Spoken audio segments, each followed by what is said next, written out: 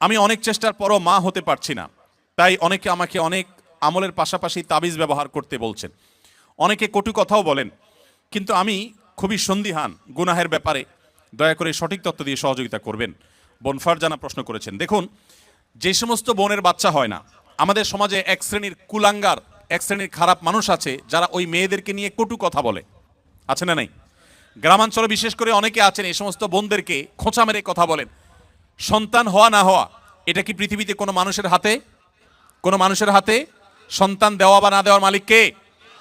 আল্লাহ তাআলা কোরআনে কারিমে পরিষ্কারভাবে বলেছেন যে আল্লাহ রাব্বুল আলামিন ইয়াহাবু লিমান ইয়াশাউ ইনাসা ওয়া ইয়াহাবু লিমান ইয়াশাউ যুকুর আয়ুযাওয়িজুহুম যুকরান ওয়া ইনাসা। আল্লাহ তাআলা যাকে ইচ্ছা তাকে কন্যা দেন, তাকে যাকে ইচ্ছা তাকে ছেলে দেন। কাউকে আল্লাহ তাআলা দুইটাই দেন, কাউকে আল্লাহ কিছুই দেন না। এটা সম্পূর্ণ আল্লাহর ইখতিয়ার। অতএব এই কারণে যদি কোনো মেয়েকে বা কোনো ছেলেকে কেউ দোষারোপ করে, সে আল্লাহর কাছে কবিরা গুনাহে লিপ্ত আসামি। যদি সে মুখে দাঁড়িয়েও থাকে, সে যদি হাজী সাহেবও থাকে, সে যদি মসজিদের সভাপতি সেক্রেটারি হয়, সে যদি আলেম ইমাম সাহেবও হয়, তারপরে সে আল্লাহর কাছে অপরাধী এবং ক্রিমিনাল, বিকজ সে একজন নির্দোষ মানুষকে সে দোষ দেওয়ার চেষ্টা করেছে। এজন্য খবরদার, সন্তান হয় না, সব ছেলে হয় অথবা সব মেয়ে হয়, এজন্য মেয়েদেরকে অথবা ছেলেদেরকে কাউকে কোনো দোষ দেওয়া যাবে না। এটা সম্পূর্ণ আল্লাহর ফয়সালা। এর পাশাপাশি বোন যেটি জানতে চাইছেন যে সন্তান না হওয়ার জন্য আপনাকে বিভিন্ন আমলের কথা বলেন। বিভিন্ন আমল আপনি করতে পারেন। কোরআনে কারিমে বিভিন্ন আয়াত আছে, যে আয়াতগুলো আমল করার মাধ্যমে, পাঠ করার মাধ্যমে, সেগুলো পড়ে পানিতে ফু দিয়ে খাওয়ার মাধ্যমে বিভিন্নভাবে সন্তান আল্লাহ তাআলা দান করেছেন। বিশেষ করে আমি আপনাকে কোরআনের আমলের কথা বলতে চাই। আপনারা জানেন আল্লাহ নবী ইব্রাহিম আলাইহিস সালাম, তাকে আল্লাহ তাআলা বার্ধক্যে সন্তান দিয়েছেন, বৃদ্ধ বয়সে সন্তান দিয়েছেন। আল্লাহর আরেক নবী জাকারিয়া আলাইহিস সালামকে আল্লাহ তাআলা বৃদ্ধ বয়সে সন্তান দিয়েছেন, যে বয়সে সন্তানের আশাই তারা ছেড়ে দিয়েছিলেন, নিরাশ হয়ে গেছেন যে এই বয়সে সন্তান হবে না। ঠিক তখন আল্লাহ তাআলা অলৌকিকভাবে সন্তান দিয়েছেন। তারা আল্লাহর কাছে সন্তান চেয়ে দোয়া করেছেন। সেই দোয়াগুলো আপনিও করতে পারেন, স্বামী স্ত্রী উভয় নিয়মিত করতে পারেন।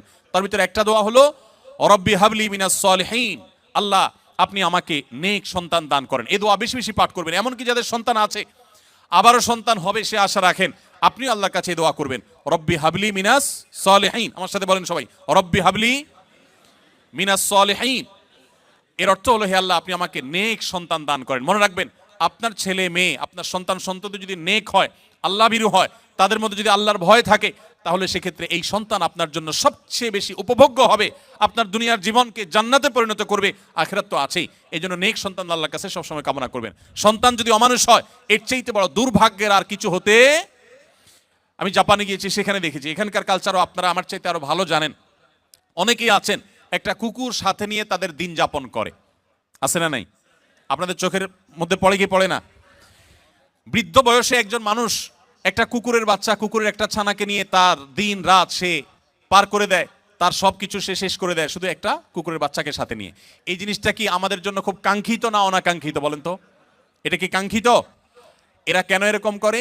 কারণ ওই যে সন্তান সন্ততি নাতিপুতি তাদেরকে হাতের কাছে পায় না। মানুষ আদর করতে পারলে কেউ তো আর পশু আদর করে থাকতো না, ভাইরা আমার।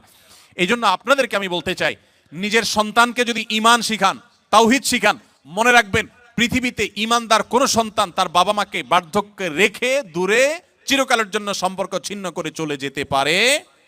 আপনারা দেখেছেন, অনেকে গত কদিন আগে নিউজ হয়েছে আমাদের দেশে, মূলধারা মিডিয়াগুলোতে উঠে এসেছে যে জাপানে অল্প সময়ের ব্যবধানে হাজার হাজার মানুষ পাওয়া গেছে যারা বাসায় মরে পচে, অনেকে আছেন যে কয়েক মাস পর জানা গেছে যে লোকটা মারা গেছেন, তারপর পুলিশ গিয়ে দরজা ভেঙে তাদেরকে লাশ উদ্ধার করেছেন।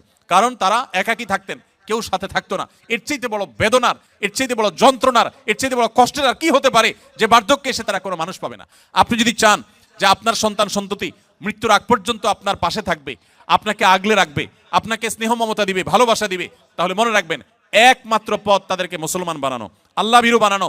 আপনি যদি তাদেরকে বিজ্ঞানী বানান, সায়েন্টিস্ট বানান, আপনি তাদেরকে শিক্ষিত বানান, বড় ব্যবসায়ী বানান, বড় পদাধিকারী বানান, কিন্তু ঈমান শিখান নাই, তাওহীদ শিখান নাই, তাকওয়া শিখান নাই, ইসলাম শিখান নাই, আমি শপথ করে বলতে পারি আপনার এই সন্তান আপনার বিপদের কারণ হওয়ার সমূহ সম্ভাবনা আছে। এই জন্য সন্তান নেক হোক আমরা সবাই চাই কি চাই না বলেন? তাহলে দোয়া করতে হবে। যে বোন চেয়েছেন তার জন্য এবং অন্য সবার জন্য বলছি, রব্বি হাবলি মিনাস সলিহিন। বেশি বেশি করে পাঠ করবেন। আরেকটা দোয়া হলো রব্বি লা তাদারনি ফারদা ওয়া আনতা খায়রুল ওয়ারিসিন। বিশেষ করে যাদের সন্তান হয় না তারা এই দোয়াটা বেশি বেশি পাঠ করবেন, রব্বি লা তাদারনি ফারদা, হে আল্লাহ আমাকে একা আপনি রেখে দিবেন না, ওয়া আনতা খায়রুল ওয়ারিসিন, আপনি সর্বোত্তম ওয়ারিস, তারপরও আপনি আমাকে নেক সন্তান দান করুন। এই দোয়ার মধ্যে সেটি চাওয়া হয়েছে। অতএব রব্বি লা তাজারনি ফারদা ওয়া আনতা খায়রুল ওয়ারিসিন, এই দোয়া পাঠ করবেন ইনশাআল্লাহ তাআলা। এর বাইরেও আরো বহু দোয়া আছে, রব্বি হাবলি মিন লাদুনকা যুররিয়াতান তাইয়্যিবা, রব্বি হাবলি মিন লাদুনকা যুররিয়াতান তাইয়্যিবা, আল্লাহ আপনার পক্ষ থেকে আপনি আমাকে পবিত্র এবং ভালো সন্তান দান করেন, ইন্নাকা সামিউদ দুআ, আপনি দোয়া শ্রবণকারী। আমি আমার জীবনে বুঝজ্ঞান হইছে থেকে নিয়ে একটি দোয়া ছাড়ি নাই। রব্বানা হাব লানা মিন আজওয়াজিনা ওয়া যুররিয়াতিনা কুররাতা আয়ুন ওয়াজআলনা লিল মুত্তাকিনা ইমামা। সূরা ফুরকান আয়াত নম্বর 74, 74 আয়াত নম্বর। সূরার নাম হলো সূরা আল ফুরকান। এই আয়াতে যে দোয়া আছে, এখানে যারা অবিবাহিত আছেন তারা এই দোয়া এখন থেকে পাঠ করতে পারেন। আল্লাহ তাআলা নেক বা ভালো স্ত্রী যদি জীবনে না দেন, তো আপনার জীবনে অনেক কিছু হওয়ার পরও সুখ শান্তি আপনি পাবেন না। সো নেক স্ত্রী এবং মেয়েদের জন্য নেক স্বামী, এই উভয় পক্ষের জন্য একই দোয়া, কমন দোয়া, আপনারা দোয়াটা পড়তে পারেন নেক সন্তানের জন্য। আমি জীবন দোয়া চেয়েছেন, পরামর্শ চেয়েছেন, তাকে বলবো এই দোয়াগুলো আপনি বেশি বেশি পড়বেন। সূরা ফুরকানের 74 নম্বর আয়াত, এর বাইরে আরো 3টা দোয়া বলেছি, রব্বি হাবলি মিনাস সলিহিন, রব্বি লা তাজারনি ফারদা ওয়া আনতা খায়রুল ওয়ারিসিন, রব্বি হাবলি মিন লাদুনকা যুররিয়াতান তাইয়্যিবা ইন্নাকা সামিউদ দুআ। এই 4টি দোয়া নিয়মিত পড়বেন, ইনশাআল্লাহ সন্তানহীনতার কষ্ট দূর হবে। এরপরে যদি আল্লাহ না দেন, তো মনে রাখবেন আল্লাহ তাআলা যা দিয়েছেন এর মধ্যে আপনার কল্যাণ আছে। সন্তান হয়েছে কিন্তু অমানুষ হয়েছে, খারাপ হয়েছে, অসুস্থ হয়েছে, বিকলাঙ্গ হয়েছে, তার চাইতে আল্লাহ তাআলা না দেওয়াটা আপনার জন্য কখনোই ক্ষতিকর নয়। এই জন্য আল্লাহর ফায়সালায় সন্তুষ্ট থাকবেন। তবে তাবিজের যে ব্যবহার, এটি সুন্নাহর খেলাফ। নবী করিম সাল্লাল্লাহু আলাইহি সাল্লাম কখনো তাবিজ দেননি, ব্যবহার করেননি। এই তাবিজের ব্যবহারে কোরআনে কারীমের আয়াত থাকলে সেটা জায়েজ কিনা জায়েজ, এটা নিয়ে ওলামাদের যে ইখতিলাফ বা মতপার্থক্য পার্থক্য আছে, এর ঊর্ধ্বে উঠে আপনি নিশ্চিতভাবে জানতে পারেন তাবিজের ব্যবহার এটা নবী সাল্লাল্লাহু আলাইহি সাল্লামের সুন্নাহ না।